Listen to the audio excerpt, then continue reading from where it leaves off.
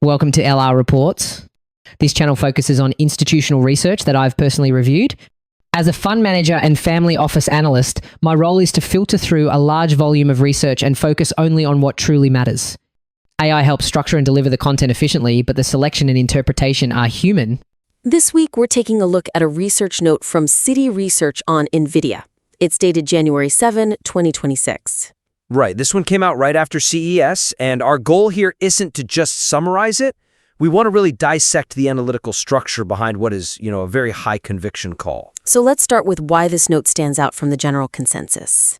Well, the conviction is just immediate. They're holding a buy rating, but it's that aggressive $270 price target that really catches your eye. And that's based on about a 19 times forward PE on next year's earnings. Exactly. And, that really runs counter to a lot of the skepticism we're seeing. People are worried about cyclicality, about competition heating up in late 2026.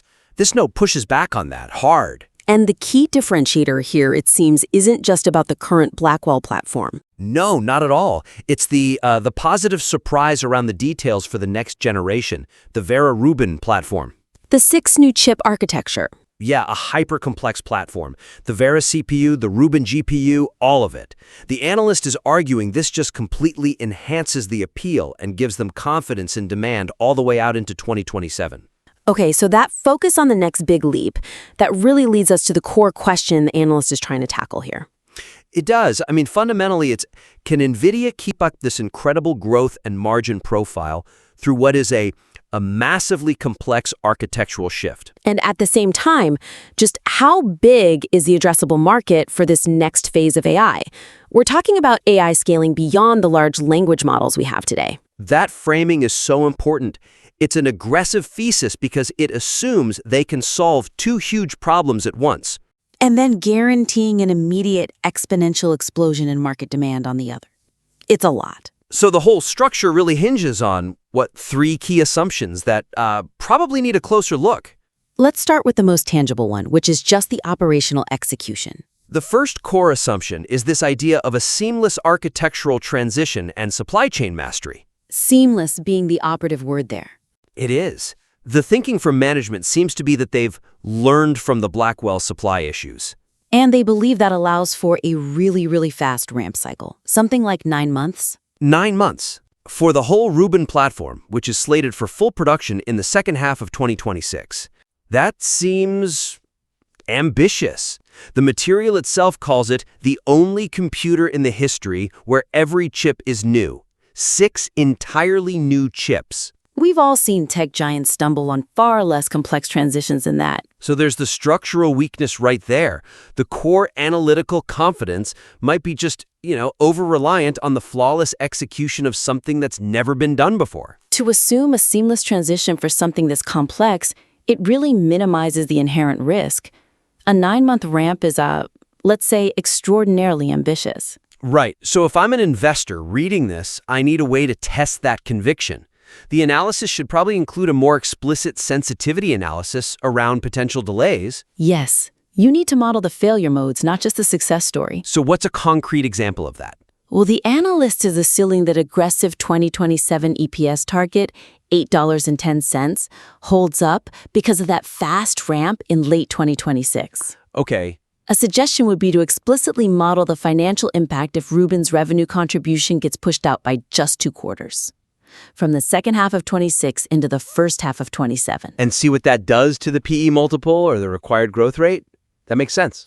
And you could even build on that. Identify 2 or 3 verifiable pre-release indicators that we can all track in the first half of 2026. Things like wafer yield targets for the Vera CPU, or maybe initial integration milestones for the NVL framework. Exactly.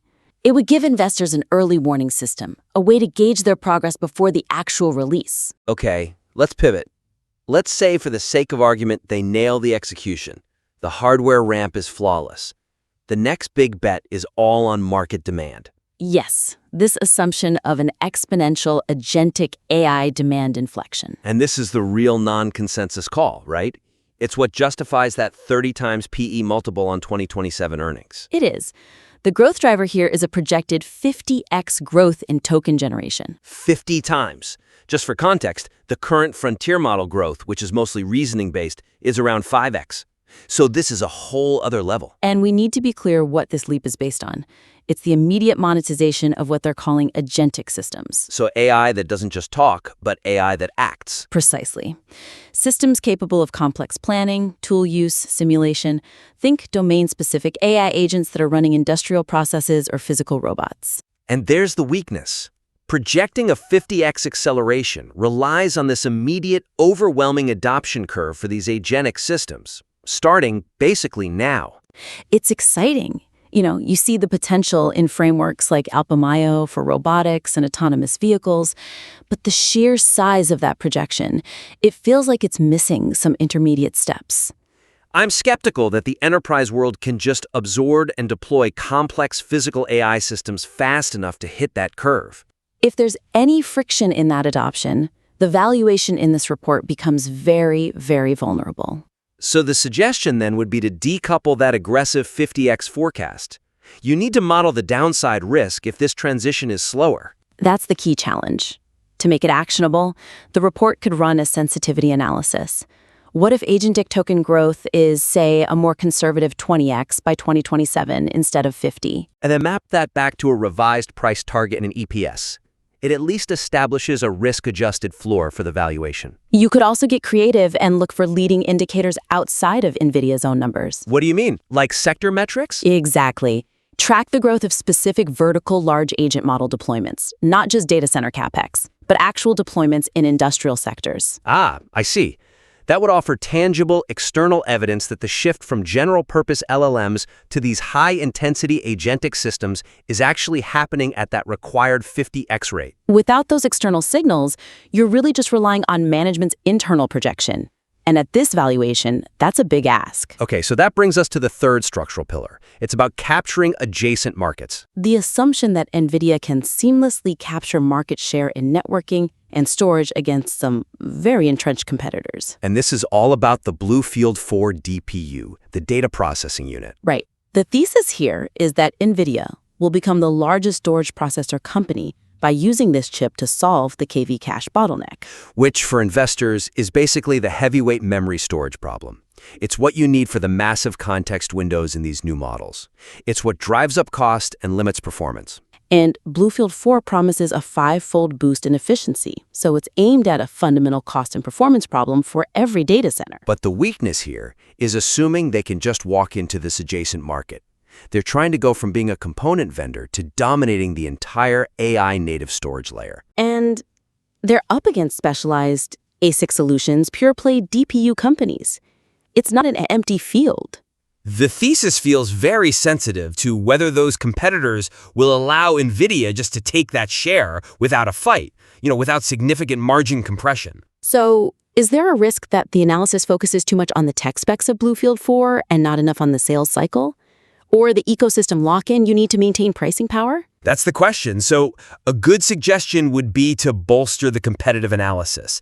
Detail the specific software lock-in mechanisms that will guarantee these market share gains. You need specifics. The report could actually project market share targets for the Bluefield 4 against existing providers for 2026 and 2027. Instead of just saying the tech is better, articulate how the DOCA software stack creates real, non-trivial switching costs for their partners. The Dells, the HPEs, Supermicro. Right. Quantify the development time they save or the performance uplift they get that makes switching off of NVIDIA's DPU stack just too painful. Because if that switching cost isn't prohibitively high, the margins in this new segment are going to get squeezed very, very quickly. And these sensitivities, these are the things professional investors really need to be tracking. Whatever happens with that $270 price target. Absolutely. And to its credit, the report does a good job of identifying some of these strategic areas to watch. Yeah, beyond the quarter-to-quarter GPU numbers, investors really should focus on the deepening of the full-stack moat. That means tracking partnerships, like the one with Anthropic, that positions NVIDIA as the only platform in the world that runs every model. That ecosystem lock-in, the software and hardware integration, that's far more durable than quarterly revenue beats. And then looking beyond the data center, the long-term expansion is all about physical AI.